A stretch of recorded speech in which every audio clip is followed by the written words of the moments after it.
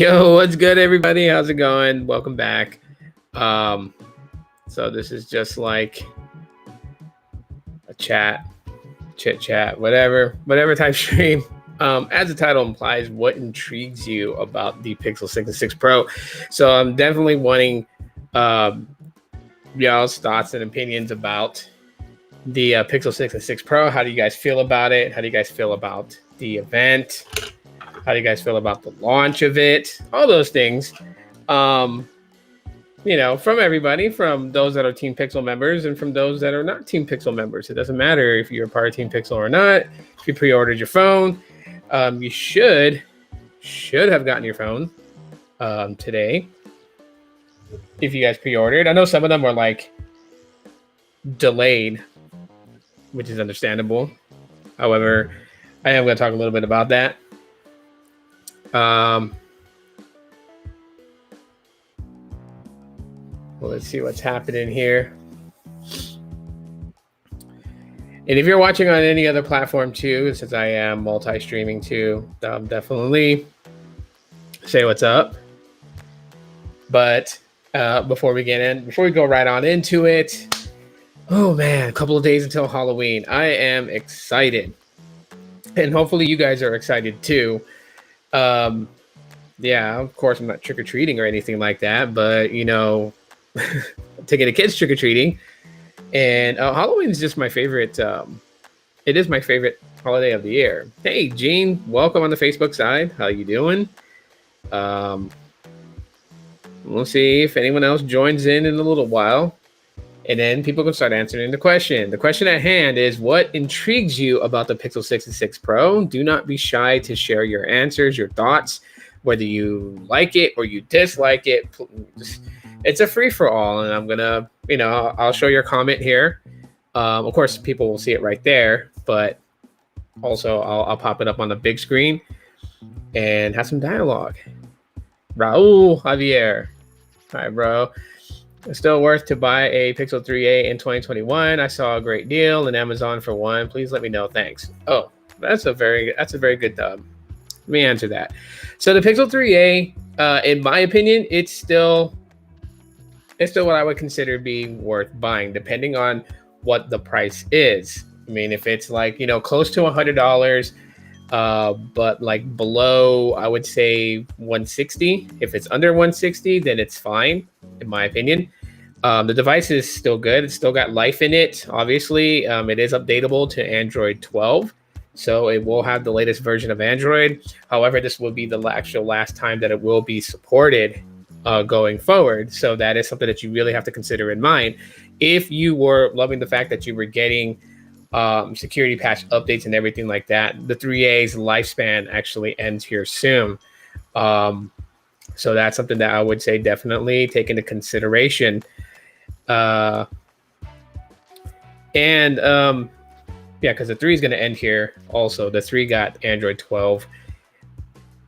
You're back on the YouTube side, Gene. That's awesome. Glad to have you back on there.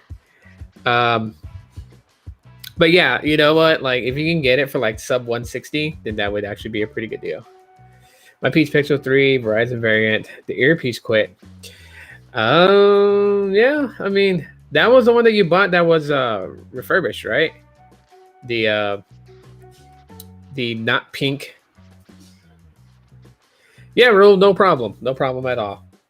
It's a solid device, the Pixel 3a, and I think one of the things that I really like about the Pixel 3a is that it was the first one of the Google Pixels that supported DSDS, which is dual SIM, dual standby. So you can have a SIM activated on the eSIM and a physical SIM in there. It actually used like both.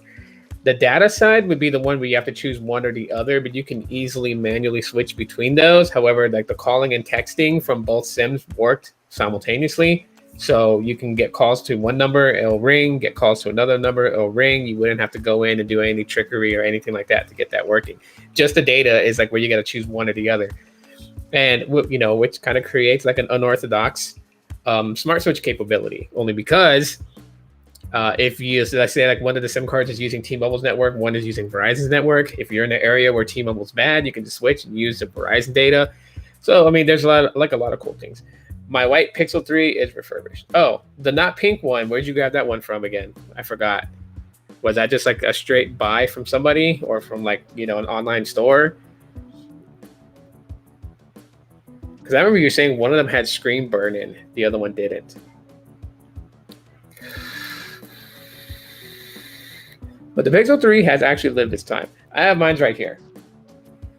This is my Pixel 3. I still like it. Of course, you know, it's off. I don't really turn it on or anything like that because I don't want the EDL brick to happen. But I think one of the things that really intrigues me about the Pixel 3 is that it has the dual selfie cams. And I'm wondering why Google never actually tried to replicate that in future Pixel phones. I mean, you know, we do take a lot of selfies with our smartphones, right? We do take a lot of selfies, and it's just weird because it's you know, when you have like multiple people in the shot, these days people tend to kind of go back to like the old style where they'll do the main camera to take a selfie so they can get a wider field of view. But with the Pixel 3, you have the dual camera setup, so you had the ability on the front to have a switch between regular and then like not ultra wide, but just wide angle selfie shot, so you can get more with your selfie and be able to see the viewfinder to see how the shot is going to look before you snap a photo. I really think that Google should bring that back in future Pixel phones. Maybe with the Pixel 7, they can bring that back, and that would be so totally cool if they did that. The Pixel 3 was a very phenomenal phone. It's actually the very first Pixel phone I ever owned. I had the white one, which my daughter's using right now, and I recently grabbed this one. And yeah, I still like using it from time to time. One of the things that, you know, really kind of bugged me about Pixel phones from the very beginning was the battery that they put in there, a 2915 milliamp hour battery, which is close to 3000 milliamps. But, you know, over time degradation, it just gets, yeah. Yes. And eSIM with the Pixel 3. Yes. Even the Pixel 2 and 2 XL has eSIM, but the Pixel 2, 2 XL, the Pixel 3, and the 3 XL does not support DSDS. It's one SIM or the other. And as a matter of fact, that was probably one of the other biggest gripes about the Pixel 3 was that you could, I mean, like when they had the beta on here, I forgot which beta was for. I think it was for, I think it was beta 9. So like Android 9. The beta on it at one point did allow DSDS, however, it couldn't support it. And the reason why was because there's only one IMEI. They didn't set a secondary IMEI for the eSIM, which is just weird. And so therefore, like, it was very buggy if you tried to do dual SIM, dual standby. So the Pixel 3, the 2 XL, well, basically the Pixel 3s and the Pixel 2s, you gotta have one or the other, eSIM or physical SIM. You couldn't, you know, you can throw a SIM in there, but you wouldn't be able to run them both in standby. So that was the only downside that I thought was really weird. Because yeah, I can activate Fi on my Pixel 2 XL by eSIM and not have a physical SIM in there. But if I have a physical SIM in here, I can't utilize both simultaneously to that degree. You know, I would have to choose one, and then if I choose one of the SIMs to be active, the other one turns off. That's sad. I don't have that problem with, you know, of course, like the Pixel 5 or even the Pixel 4 or the Pixel 3a, which, you know, these ones support DSDS, so you don't have to like turn one SIM on and the other one turns off. So I mean, that's probably one of the bonuses of those newer ones. Yeah, so I mean, if you can find a good deal on that Pixel 3a, that's pretty awesome. If you can decide to go for it, you can go for it. There's also the Pixel 4a too, which you could probably find at a very good price, but depending on what you're getting the Pixel 3a for. So, but good luck on that. Hopefully it does you some good. With my white Pixel, it has 2 IMEI numbers, one physical SIM and one for eSIM. Yeah, but you can't have them both on because, like, you know, Pixel 3s are all the same. There's not like two different variations of it. So you can't. There's no DSDS support on these. So that was like actually pretty crazy. Let me boot mine. I'm gonna boot mine on right now. I don't think I have a SIM card in here. I don't think so. So I don't have to worry about like notifications like barging through. That's like a very odd thing. So hold on. Okay. Wow, I've had this thing off for like over a week and it's still at 92%.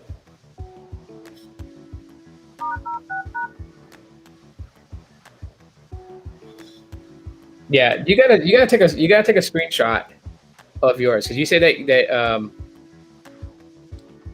yours has two IMEIs. I don't know how they did that because mine's only has one, and that's the top one shows IMEI. Underneath that it says MEID hex, and underneath that it says MEIE DEC. The MEIE DEC and the MEID hex, those aren't IMEIs. Those aren't a secondary one.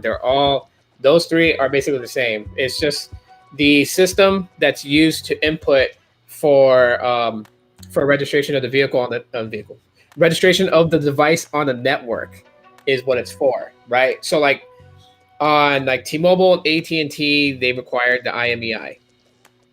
But when you try to activate this on Sprint, they would require the MEID DEC number, right? You could use the hex, but they would prefer the DEC number, which is like a long list. So those aren't two different IMEIs. They're all logged in on that. So if yours says like IMEI 1, and then there's another one that says IMEI 2, then you actually have two IMEIs. So like for example, let's see. Try to show this the best that I can. I'll just kind of go like that. Hopefully that can hide the number. Kind of, but I mean, you can see that there is IMEI 1 and then IMEI 2. Let's go like that. IMEI 2. That's actually two IMEIs. MEID hex and MEID DEC, those aren't like a secondary IMEI. Those are just depends on the network and how to do it. Both IMEI numbers are on the end of the box next to the description of the phone. Yeah, I know they technically would, but it's not active. See, so like if I go to my Pixel 3, if it was an active IMEI like the secondary one, then it would show me IMEI number 2, but it's not. Even though the eSIM does have its own IMEI, it's not. It's what do you call it? It's not active. For some reason, they disabled it. I don't know why they disabled it on the Pixel 3s, because technically, when it was running beta 9, I think it was beta 9.2, that opened up the dual SIM feature on the Pixel 3, but it was acting very buggy. So, you know, trying to run both eSIM and physical SIM on the Pixel 3 for some reason wasn't working properly. So then in Android 9 beta 3, they disabled it. And basically the only primary IMEI that could be used was the IMEI 1. I think the only time that the IMEI 2 would even activate is if you were going to add eSIM on the phone. But if you did that, it would disable connection with the IMEI 1. It's very weird how all that went down. And a lot of people that was one of the things that a lot of people were very frustrated with the Pixel 3. Blaze, what's up? How's it going? I stole my babes. Halloween ear state. I thought I would wear it for the live stream and just be goofy. I'm a goofy person and a happy guy. I can care less if people talk shit or whatever, think I'm weird. I am weird. I freaking own that shit. So just remember that. I am a weirdo, class act, number 1, grade A, above all things. And I'm a happy guy, and Halloween is my favorite holiday of the year. So I celebrate it well. But the Pixel 3a actually did bring DSDS support with Google Pixel phones. So it's just crazy how all that went down. And so that's what I said. Like, you know, if someone's like, I'm considering a Pixel 3a, Pixel 3a is still good. As a matter of fact, it's the very first of the A series line. So it's the OG of it. And definitely, if you find it at a good price, get it. I love my Pixel, my white Pixel 3. Why not the not pink one? It's the same phone. It's just a color difference. Yeah, I love your phones, man. If you love your phones, if you like Pixel 3, you like Pixel 3. It don't matter what color it is. Happy Halloween. Thank you. I'm definitely, kids are ready. They got their costumes all picked out and everything like that for Halloween. So I'm definitely going to walk around. for me, it's going to be fun to see like what, like, who decorated their homes. I think, we're going to a well-rounded neighborhood. So, a lot of people should be participating in like the decorations in their front yard and stuff like that. It'd be really cool. I'm going to take some pictures, definitely. Some video clips and stuff like that. Maybe I'll do like a Halloween vlog. I mean, yeah, the pink one's quitting on you, but if you got the money, fix it. If not, see what the trade-in value is. If you're actually looking to get a Pixel 6, I don't know if you are, Gene, but if you are, you do know that Verizon is actually they will take devices that have some issues on it and apply credits to your bill, right? So you may just want to do that. You have your white one, so you can keep that one that's working good, and your not pink version of the Pixel 3, you can trade that in and get some sort of credit. That would be pretty cool, right? As you're coming in, feel free to openly say what intrigues you about the Pixel 6 and 6 Pro, or if I should have changed the title and put it, or if it does not intrigue you, explain why. Like, I would love to get people's feedback. I'm working on getting the Pixel 6 through T-Mobile. Oh, okay. I'm going to get it through Verizon. I know it costs, the Pixel 6, I know it costs $100 more. So of course it's more that I'm going to have to spend than normal, but I mean, it will have millimeter wave access. And since I did sign up for a Verizon postpaid line, I do want to kind of try that out in my city and test out. B-Tech, what's up, man? Go ahead and answer the question if you guys want to. Like I said, the question is in the title right there. What intrigued you about the Pixel 6 and 6 Pro? Don't be shy. Don't hold back. Don't, there's no right or wrong answer. If you like it, you like it. If you don't, you don't. But please share. I would definitely love people to share like what they think about the Pixel 6 and 6 Pro. Was the hype good, or do you feel like it was overhyped for what you got? And let me know if you guys dig the I'll pop the camera that way. There we go. You guys dig the jack-o'-lantern antennas? T-Mobile's price is the same as Google charges, $5.99. Yeah, but that's because it has no millimeter wave support. That's the reason why. So literally, I mean, they're just selling like, and don't get me wrong. Let me just kind of like tell people out there, if it doesn't have millimeter wave support and you really don't care about millimeter wave, then it doesn't matter if you go for that one.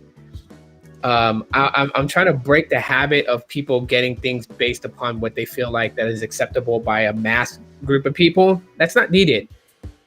Get what you like. You know what I mean? It's an interesting phone. Yeah, I know. I'm digging your coverage. Paul Tech's coverage. I'm digging his coverage.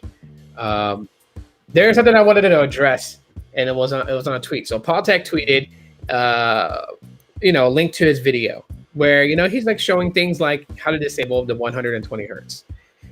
He did get an interesting feedback comment that was just like, why are people going for a device if they're going to be turning off features? Just buy a flip phone. Hey, Gary. Let's see. Hold on. Before I continue on with that story. Hey, Tito. Ordered my Pixel 6 through Google, and what I love the most about the Pixel 6 was the seafoam color and the tensor chip, and what it could be, and the camera. All right. So those are the things that intrigued you, is the capabilities of Google's in-house made chip, obviously the cameras and what they're going to be able to do because of this chip, and the seafoam green color. That's the color that I want to go for. That's the one, like, if I had my money ready to buy it, which I'm waiting till all the pre-order monotony and madness is done, I'm going to order my seafoam green. That's the one that I want. And I'm going to order it through Verizon. So my credit sucks, so I can't finance it. I'm going to buy it straight out. That's why I have to save, because if they would allow me to finance it, I would have financed it, pre-ordered it. It would have been here this week or next week. But I don't have the best of credit. I made some very bad decisions when I was in my 20s, and they still affect me today. College loans up the butt that I got to pay off and stuff like that.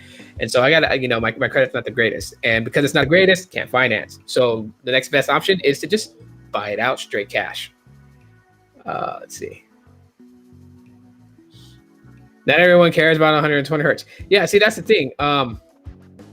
You're hitting that point. Google's website is a mess. It is. I don't think Google was anticipating this much hype behind it. Like, they really hyped up the Pixel 6, and I think Google was like very comfortable in the fact that every time they try to hype the Pixel, it's never gone that far. So they were like, yeah, we did a lot of marketing behind it. You know, we had Team Pixel guys ready to go. We doubled embargoed them and this and that and the third. And they were like, yeah, but you know what?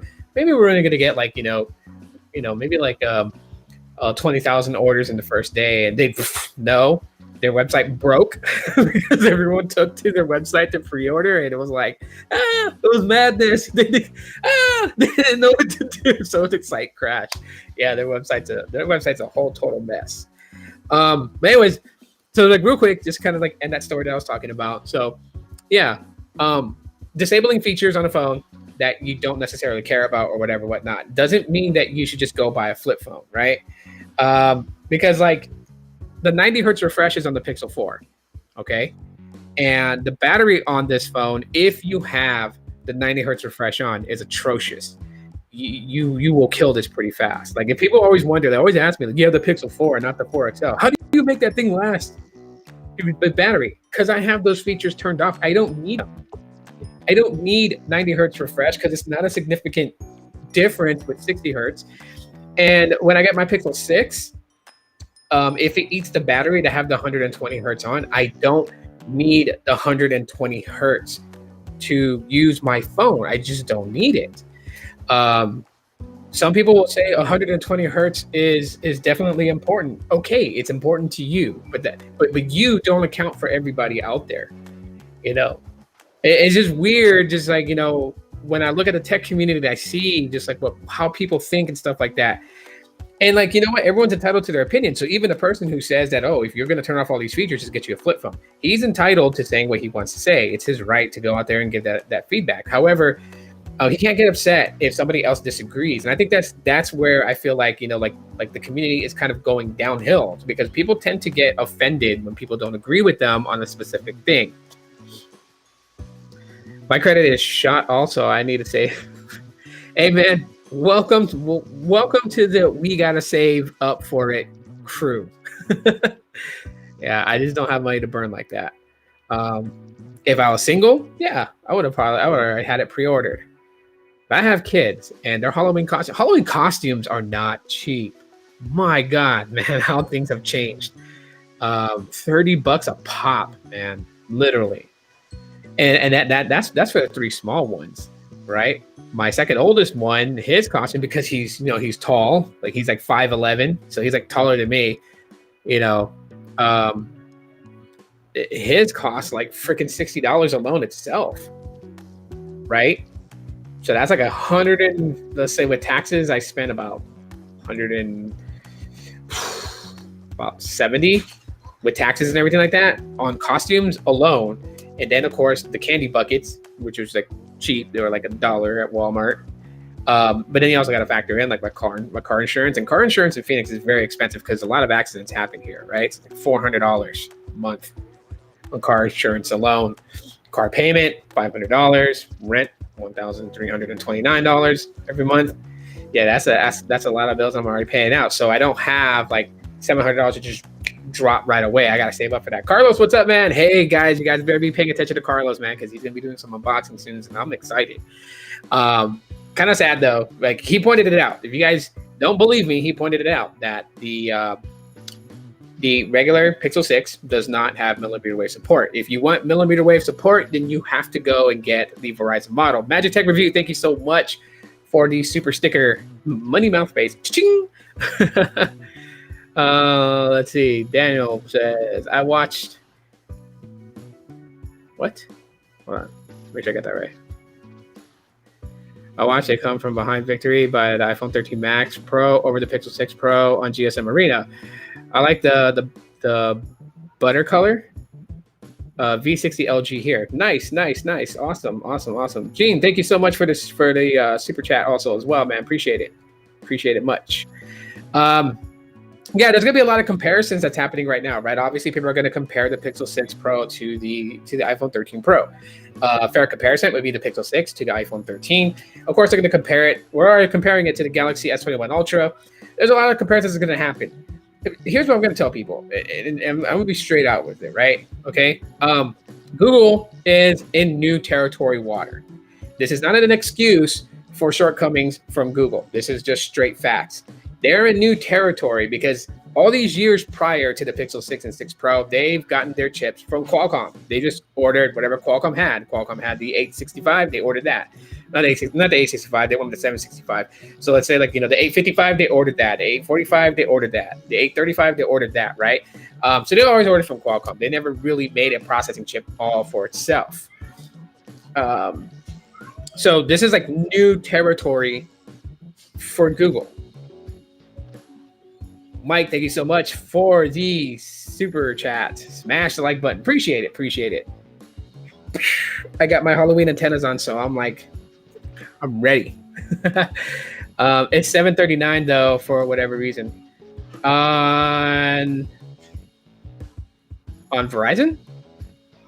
Or I know AT&T's is like 700 and something. Verizon, I went and checked it out today on my Verizon app.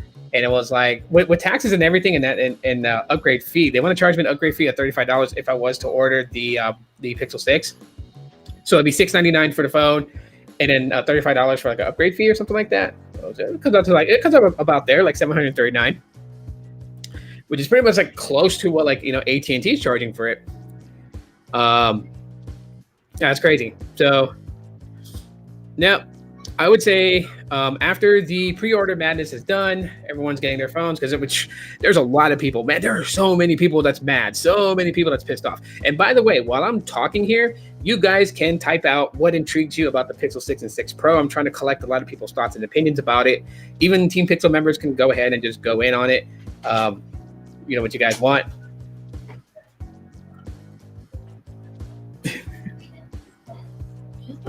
Go. I'll be there in a little bit. Bye. Love you too. Yeah, you guys can weigh in on it. But so many people are upset because the pre-orders just, like I said, it's madness. It's madness. There's people who are just like, oh my God, I ordered on the 23rd and they said it would come like on the 29th. But what happened? I got an email that says it's delayed until next week, or somebody got delayed all the way back till December. I kid you not. They posted on Facebook and showed their order receipt thingy, whatever email that they got that told them it's delayed till December, right? Stores are starting to get them in now. Physically, we could just walk in, buy one, walk out, and someone's pre-order has been delayed till December. That's madness right there. That is crazy. I can't even find a case. Oh, no, you can't even find a case for it. Crikey. Amazon, bro. Or are you trying to get like the official Google case?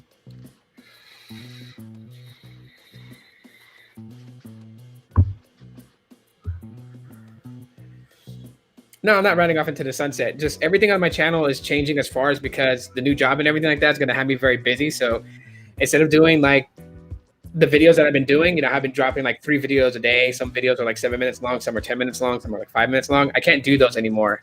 So I'm going to be dropping a lot of YouTube shorts. That's why you've been seeing a lot of YouTube shorts posted to my channel, is because I'm practicing and gearing up for habit of doing those. Because I'll be able to do those daily. 2 videos a week. I don't know what days I'm going to be doing them. But I know 2 days out of the week is going to be actual videos, and 1 day out of the week is going to be a live stream. So yeah, it's kind of calming down, but obviously I need more money. So yeah, having 5 kids is not cheap. Google told me November 15th, but I got an email telling me Saturday. Ooh. Which one came first, the delayment or the email that says that you should get it by Saturday? Because some people are getting emails telling them that it's delayed as far back as December, but then theirs came today. So, like I said, the whole pre-order thing with the Pixel 6 is like total madness. It's like totally insane. So, I think, Google was not prepared for the hype of the Pixel 6 and 6 Pro. They just weren't prepared. They literally thought that they were going to do another round of investing into, the marketing of these phones, and it was thinking that people were just going to crap all over them right away. I mean, is this phone perfect? By all means, no, it's not. And you know what? Anyone that has the expectations that the Pixel phones are going to be perfect, stop smoking, because it's not. Just like the iPhones are not perfect. They're great, but they're not perfect. Neither is the Galaxies, right? Each one has strengths and weaknesses that the other ones have strengths to those weaknesses. So it's like a weird concept thing, right? Glad Google sent me a case with the Pro. Yeah, it's good. You better not dip, bro. No, I'm not ending the channel. I'm not. I'm just going to doing more shorts and everything like that. It's easier for me because I, I'm a hype when it comes to tech. So if there's like something that's like, breaking news or whatever, like I want to get that out there. And so it's a lot faster for me to do it, especially if I'm at work. I can just, go take like a bathroom break and just record a quick, shorts and upload it, and then, and I think the cool part about that aspect is that if I upload like, a bunch of shorts throughout the week, if there's one particular subject that people want me to expand on, it gives me an idea of what my video should be about then. So people are like, yo, this thing happened with the Pixel 6 that you talked about in your shorts, dude. Talk more about it. I want to know more about it. Then I could make like a full-length video discussing that or dedicate that subject to a live stream. I think that's like going to be like the best thing about it. My other Pixel 6 Pro 512 gigabyte won't arrive till November 3rd. Oh man, how many of those did you order? Well, Carlos, man. Carlos is he goes bananas. Like he gets the phones, he gets the different variations of the phone and the different storage configurations of the phone. Like if y'all are sleeping on Carlos S Tech, man, get on there and get aboard, man, because he's bringing it. I'm only rocking Pixel and iPhone from now. I'm good on Samsung and OnePlus and the other phone companies. The other phone companies makes sense to keep only 2 phones.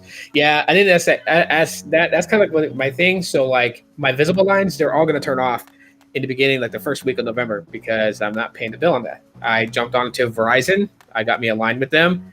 I'm waiting. I want to say a couple of weeks before I do the screen replacement on the Pixel 5. Because they let me put insurance on the phone. I don't know how, because it's a bring your own device. I didn't get the Pixel 5 from them, but it was like, yeah, you can put equipment coverage on it, and then screen replacements are like $29. I'm like, okay, cool. Also using Visible will probably burn the credit I have. Yeah, I think right around when I save enough to get try to get 2 Pixel 6s is when I will add a second line to my account. My lady will come on that because like she wants the coral color of the Pixel 6. I want this, I want the steam phone green. Technically, that's what I would prefer, but any Pixel 6 will do, right? If they're like, oh, we have stormy black, fine, give it to me, because I don't care really. The color doesn't really make the experience of the phone.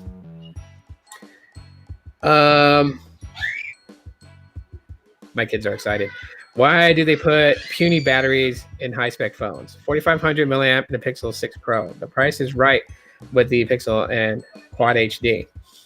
I don't think has there been a company that's put anything like higher than 6,000 milliamps?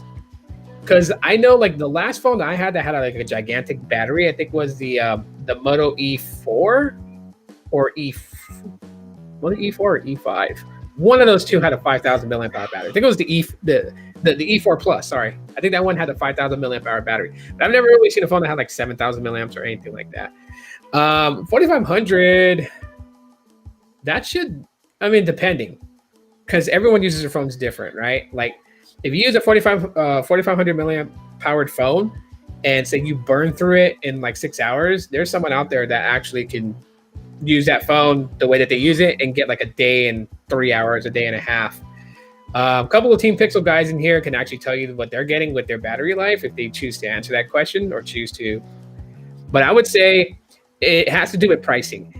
These little decisions, and I think people kind of overlook this when it comes to the tech community. Like we always want to question why this, why that, why this, and why that. But we don't really stop to think like, okay, if we decide to put in a 5,000 milliamp hour battery or even a 6,000 milliamp hour battery, if there's such a thing, to go into the Pixel 6 Pro, then you wouldn't be looking at an $899 price to start. You'd be looking a lot higher. Configurations of components in the phone raise the price of the phone. So to try and get in at a particular price that's going to be, they have to kind of meet to a certain area in order to provide that. And I think this year that's what Google's prime focus was getting the phone at a price, a good price. How many people exploded when they saw the price was $599 for the Pixel 6 and $899 for the Pixel 6 Pro?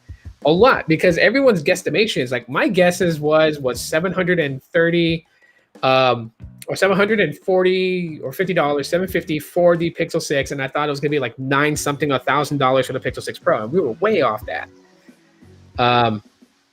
Tito, I hope I'm not too late. Hope your day's been great. My day's been great, Rod. And feel free to answer the question, what intrigues you about the Pixel 6 and 6 Pro? And actually, the title should have been changed. It should have been what intrigues you or what doesn't intrigue you about the Pixel 6 and 6 Pro. You can go either way. You can go positive. You can go negative. It's entirely up to you. And here people can speak freely. No one's gonna get pounced if they go against the grain. I'm not that type of guy. So if you're like the Pixel 6 and 6 Pro sucks, sure, elaborate on it, because I think it's going to be beneficial for a lot of people.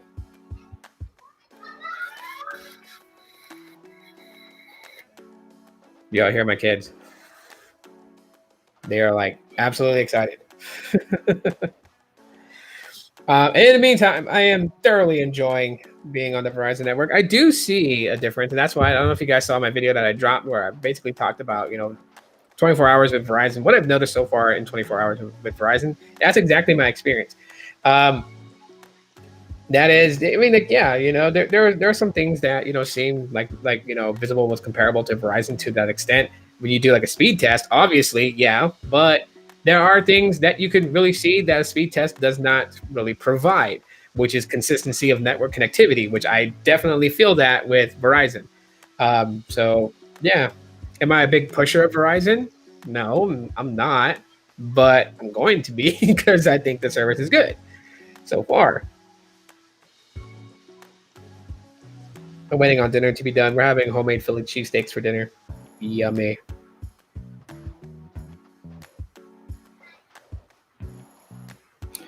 But other than that,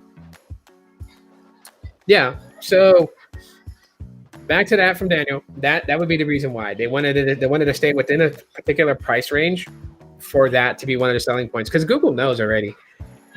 They remember what happened to them with the Pixel 4 and 4 XL, right? They almost hit it out the park with the Pixel 4 and 4 XL, right? All the cool things it was going to have, face unlock, all that other stuff, right? But when they unloaded the price of $799 for the Pixel 4, $899 for the Pixel 4 XL, and that was for a 64 gig configuration, a lot of people took with frustrations about how dare you charge us $799, 64 gigs is all you're going to give us, like get with the times.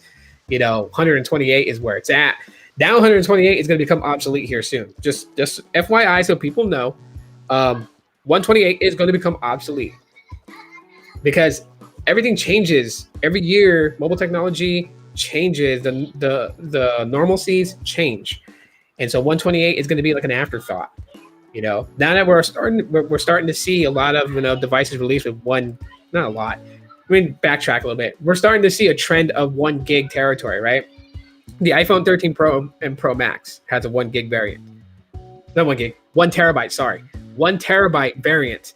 We're starting to see that's going to become a trend because Samsung is obviously going to do a 1 terabyte version. And then eventually Google, to be honest with everyone, Google is about a year behind compared to other OEMs and their flagships. They're about a year behind. That's no secret. Anyone who tries to mask that is foolish. I'm a fanboy of the Pixels, but I ain't stupid. Google is about a year behind from what other flagships are doing. They're playing catch up. And I think Google is using that to their advantage because so many years back, right? Everyone loved to point out just about how many years behind iOS Android was. That was like the biggest argument when it came to, the mobile OS wars. Those who were huge fans of iPhones went out of their way to let Android people know just how obsolete their operating system is. Even though it was the latest version of the operating system, they still went out of their way to say, yeah, Cupcake is obsolete. Look what I can do with iOS. They did that, right? For years and years and years, Google had played catch up with Android and finally passed iOS. And now there's things that iOS is catching up of bringing to their operating system that's already been relevant in Android for so many years. That's the way it goes. And I think Google uses that to their footing. I think that's one of the things that they want to do is they want to use that momentum of catch up to drive them to keep going, which is why I say that competition is good. Competition is good because then companies tend to strive harder. When companies get relaxed, that's when we lose as the end users, because then we don't get a lot of cool stuff. Rod says, what intrigues me most is a processor. Thinking of trading in the iPhone 12 Pro Max to get one. I definitely would love to test the Pixel 6 Pro against my Galaxy S21 Ultra. Yeah, and and here's the thing: like, a lot of people are going to be testing the Pixel 6 and 6 Pro up against the current flagships, which technically the Galaxy S21 Ultra really wouldn't be the one that I would test it up against, only because the S22 is going to be coming, and that's the one that people are going to be like switching up to test against the Pixel 6 Pro. However, I mean, testing it up against the iPhone 12 Pro Max, definitely, you would do that. That would be something cool to see. Me being, someone who watches YouTube, I'd be thoroughly interested in watching a comparison of that, and it's not that I want one to beat the other one. I think that's the misconception that gets thrown on me sometimes. It's like, I don't want the Pixel to beat out the iPhone 13. I don't want it to beat out the Galaxy S21. However, I do want the Pixel 6 and 6 Pro to get its respect. That's really what it is. So when I back the phone, when I talk about it, I talk about it with such enthusiasm, just because definitely, like, yeah, if someone was like, yo, here's a Pixel 6, I'm not going to turn it down. I am not. I want one. I do. You guys probably get sick and tired of me posting on social media about how badly I want a Pixel 6. But of course, that's just me sharing my thoughts. That's how I am. I'm like a kid that's like got anxiety because I really want it so bad. And it's like on Christmas Eve, you want to open up that gift because you know what it is. That's me. That's how I feel about the Pixel 6 and 6 Pro. Either one that I can go for. But I just wanted to get its respect. I just want people to finally like look at it as how they look at Galaxy S21s, how they look at iPhone 13s. Just like that level of respect. You know what I mean? Because it gets ran under a fine-tooth comb, and things that it ends up becoming a shortcoming for the phone that was almost similar to a shortcoming from either iPhone or Samsung Galaxy, those get a pass. Pixels never get a pass. People want to rip it to shreds for the same things that Apple and Samsung have been accused of doing. I think that's just weird. Daniel says, $900 is a good price for the new Google phone. Prices for the Samsung are ridiculous. They are going up, but we allowed that. I tell this to people all the time. We allowed for the pricings to be that high. And the reason why I say that is because I don't know if you guys remember. Do you guys remember what a flagship cost back in 2012, 2013? Does anyone remember what the flagships then cost? I'll like pause here and give like a minute for y'all to answer that.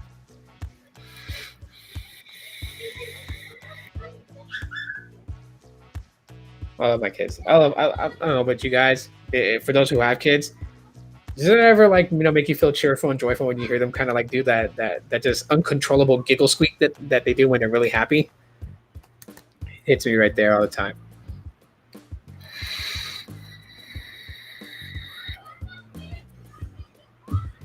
Okay, so for those, I give it a minute. If you guys don't remember what flagships cost way back in like 2012, 2013, yeah, they cost like $399. Gene, you got it. $599. They were kind of getting up in that territory, right? Between $400 to $600 is what a flagship back in like 2012, 2013 cost, right? Then it started to get a little bit higher. 2014, 2015, 2016, it started to get higher. 2017, we started to really see it peak. 2018, it hit a real big high. And then 2019, it continued on that trend. And here's the thing. We take to social media, we complain about it. Oh my God, how could Apple charges over $1,000 iPhone, but then we go and buy it.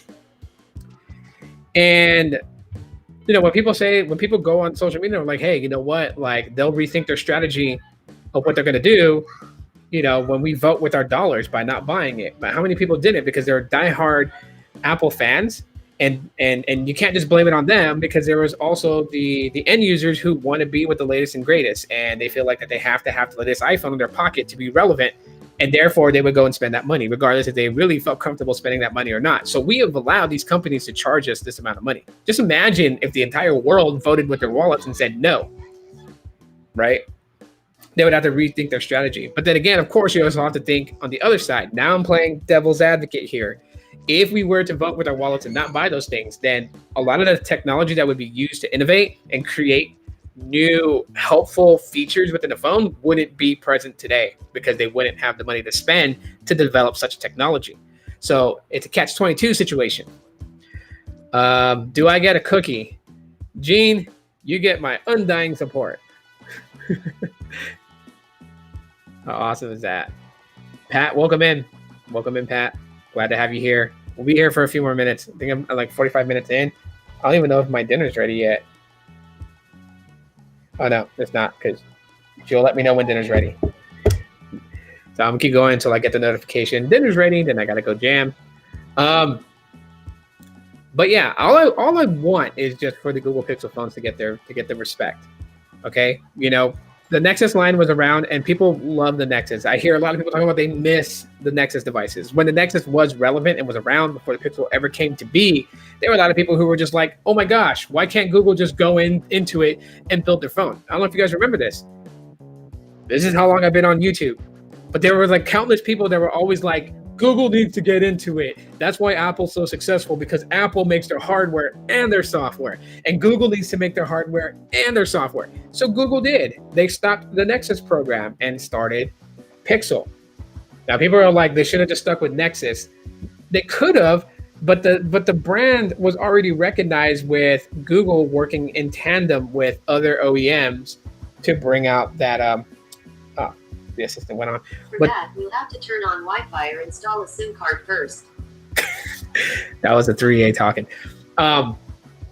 But the Nexus brand was basically known for Google working in tandem with other OEMs, right? So the OEMs built the hardware, so they got to show off what they can do or what they envisioned a phone by Google would be like. And Google just worked on the software, Android. So for those years that the Nexus was around, everybody was like, we want a Google phone. We want one with Android. They need to do it. So now that they're doing it, now people are just like, I want the Nexus back. Like, you just can't win. But they did listen and they started, right? So they're trying. They're building, they're trying, they're building, they're trying, and they're trying different things. You know, they're doing things that still kind of identifies them for their googliness, and they continue to do that. Of course, there's what I say are unfair comparisons, and what I mean is like thinking that you can get a Pixel and expect it to be exactly what that year's Galaxy S series is, or getting a Pixel and expecting it to be exactly what an iPhone and iOS is. And if you go into those things, you're always going to be let down. I keep stressing that when I do these little rants, and I say Pixels are good only at being Pixels. They're not good at being replacements for iPhones, and they're not good at being replacements for Galaxy S series devices, because that's not what they are. It's the same thing like if someone was to go and harshly critique a Galaxy S phone, comparing it to an iPhone, in that sense that they're hoping that the Galaxy S would in fact do and be everything that year's iPhone is. You cannot do that. That's an unrealistic expectation that's setting yourself up for disappointment. I'm gonna go back to these comments here. Installment plans are the real reason people buy $1,000 phones. Yeah, because no one is going to go drop $1,000 straight like that unless you got money like that. Like, there's some people who do. I'm not going to like put this unrealistic view out there and say that no one's buying $1,000 phones at full prices. There are people who are buying $1,000 phones at full prices. There's somebody I know, if he's still in here or not, who buys all his phones outright. He doesn't finance anything. And these aren't little phones. These aren't little phones. We're talking about Galaxy Folds, Galaxy Flips. We're talking about recently the Pixel 6 and 6 Pro. And he's got a 512 one coming along the way. And he got the Surface Duo 2. None of these are financed. I know that for a fact because I know him personally. None of these are financed. So he's dropping big cash for these things. There are people who will do that. And then there's people who can't but do want it. And that's why the installment options are there. But again, like I said, it's catch-22. Some of us don't want phones to be that expensive, but we do want the newer modern technology, and you got to pay to play in this scenario. So I'm not saying that it's absolutely wrong for these companies to charge $1,000 for a phone. I hear both sides, and there's things on both sides that I agree with. So that is the world of mobile technology. Anytime, bro, says Pat. Daniel says, I wish they would cut the curves a little sharper on the iPhone. iPhone and 21 Ultra above my pay grade. Gotcha. And you know what that is for right now, but you don't always have to get the flagships from today. You can always get them next year. Some people will say, should I go with the mid-ranger? Should I go with the flagship? Well, if you're really wanting some flagship performances, then today's mid-rangers is not going to deliver as last year's flagships will. Being 1 year behind doesn't kill anybody. Like, there are some expectations that's been set within the community that I'm really thinking about just starting to go up against and knocking those walls down, because I think it's just ridiculous to have those. Gene says, but when do you think Android 12 will be on all OEMs? All OEMs have access to it. That's not ever the problem. When Android 12 is official, its code is officially out there in the hub for anyone to grab. So any one of these companies, Samsung, Motorola, they all have access to it. But they are the ones that pick and choose what phones they're going to upgrade to, right? I said this for the longest time. So not every Android phone out there is going to get Android 12 unless Google controls the narrative on that. And by that, I mean like they control the updates. But if they did that, then it wouldn't really be open source. It would be closed source because they would be in control completely over the software upgrade. Some people want it to remain open source, which means that you yourself can do anything with the Android 12. You can grab the code and you can build your own operating system based off that code and put it out there. You can't sell it because it's open source, but you can build your own version. A custom ROM is what it's called, and put it out there for other people to install on their phones and try out too as well. So that's a situation that's at hand.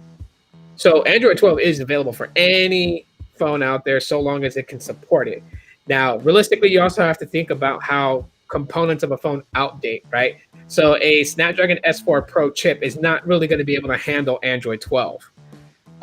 It could, with slight modifications to the operating system and how much that it requires for processing, but it doesn't necessarily mean that it's going to flow like butter. Pat says, I don't finance phones. No problem. Some people do, some people don't. It's your preference. Pixel supposedly have the best cameras. They've done right this time with the Pixel 6 Pro. Yeah, when it comes to the camera things, like I got to give it to. See, when I say that the Pixels have the best cameras, it's not necessarily stating that every photo that comes out of the Pixels is, perfect, because it's not. Trust me, it's not. I've seen photos. Latrell has shot photos with the Pixel 6 Pro, and some of them are very questionable as to why they look the way that they do. It's not really that. When I say they're the best cameras, obviously, it's because there's so much that you can do with them, and the way that it works in tandem with the actual sensor itself, and when it, takes a shot, takes however long the exposure is, it takes a shot of the photo, and then its own artificial intelligence system to analyze a photo and to correct it in real fast processing time. Okay. When it comes to photos, like the way that the photos look, that is completely subjective by the end user. So some people, like, when people used to kind of go and bag on Samsung because they're like, oh, all the photos that Samsung takes is like overly saturated. But that's from your perspective. You looked at that photo took from the Samsung and you were like, man, that's overly saturated. But to somebody else, they're going to look at that photo and they're going to be like, oh my God, those colors are vivid and bright and like vibrant. And you'll look at them with a puzzled look on your face like, dude, that thing's like overly saturated. It's like someone took a paintbrush of green and just wafted it on the tree. But to them, that's how they like their trees to look in a photo. So when it comes to actual photos itself, the way that the photos look, whether it has a warmer tone or a cooler tone, whether the bokeh effect brings out more of the subject in shot and slightly blurs the background or completely blurs the background, people have a preference. So when it comes to photos, it's subjective. So iPhones take very good photos. Google Pixels take very good photos, and best in class only because of the system and how it creates those photos. And Samsung does well, and OnePlus with the Hasselblad cam does pretty well too. If you guys don't believe me, check out Altered Tech. He snaps a lot of photos with his OnePlus 9 Pro and does a very dang good job at doing so. So, but yeah,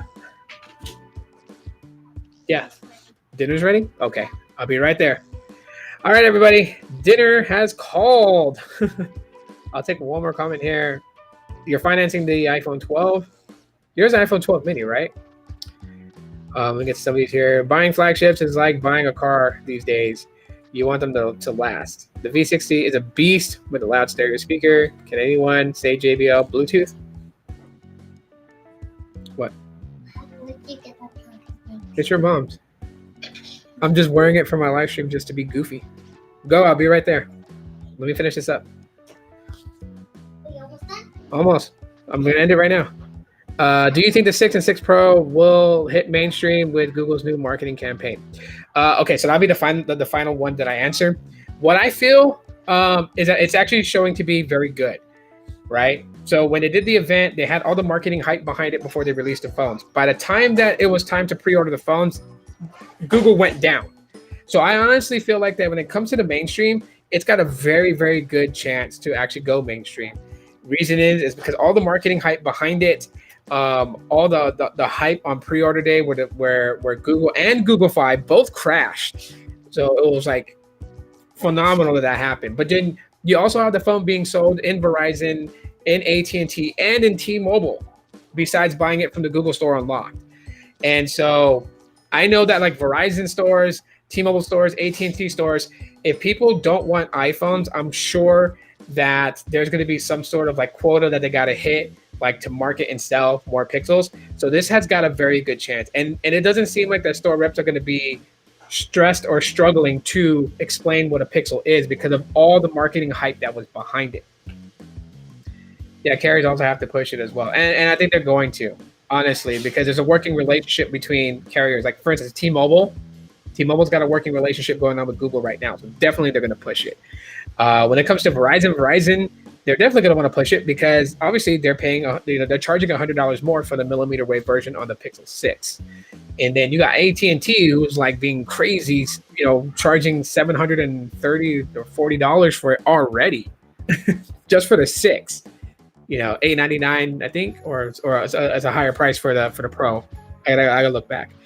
Anyways, I do want to thank everyone who came in and hung out with me this evening. Thank you guys so much for being here. Appreciate all the comments and everything like that. We'll do this again sometime soon, starting Monday.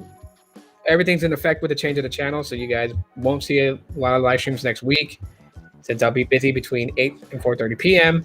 But I will be uploading some shorts, so definitely be on the lookout for those. Click those shorts because they're pretty much like my quick videos. And I will see y'all next time. Appreciate y'all for stopping in, and thank you all for the super chats and the super stickers. I really appreciate you guys. You guys are awesome. That's it for now. Till next time. Law.